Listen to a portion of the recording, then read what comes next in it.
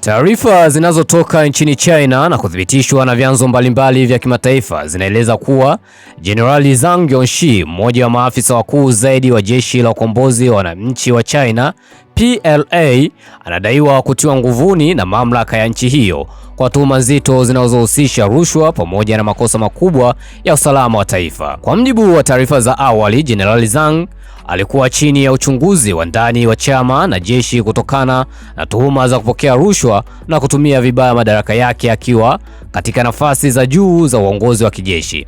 Hata hivyo, taarifa mpya zilizochomoza usiku wa kuamkia leo kutoka kwa vyanzo vya habari vya nje zinaeleza kuwa tuhuma hizo ni nzito zaidi kuliko ilivyodhaniwa awali. Ripoti zinaeleza kuwa Jenerali Zhang anashutumiwa kwa kuvujisha taarifa nyeti za kijeshi, zikiwemo taarifa zinazohusiana na programu za silaha za kinyuklia ya China.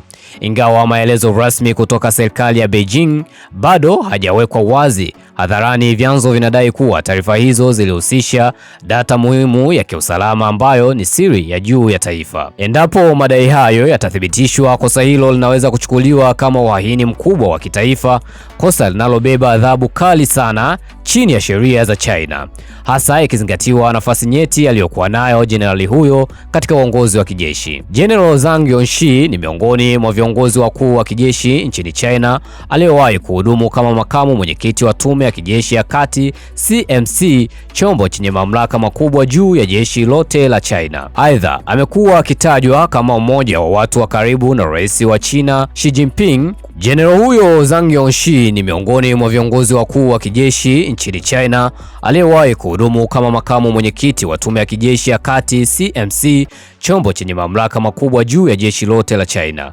Aidha, amekuwa akitajwa kama mmoja wa watu wa karibu na rais wa China Xi Jinping, jambo linalofanya sakata hili kuvuta hisia kubwa ndani na nje ya China.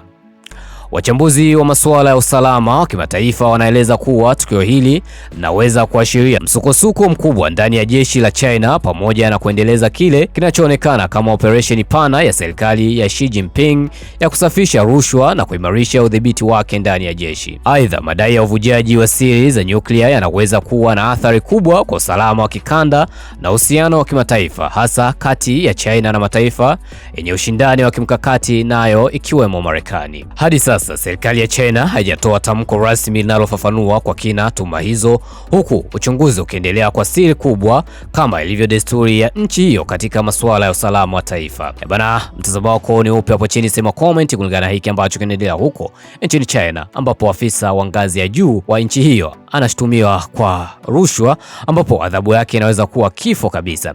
Bana, mimi naitwa Mr. Baro, the king of all black men, _ the world wide one, that's my name.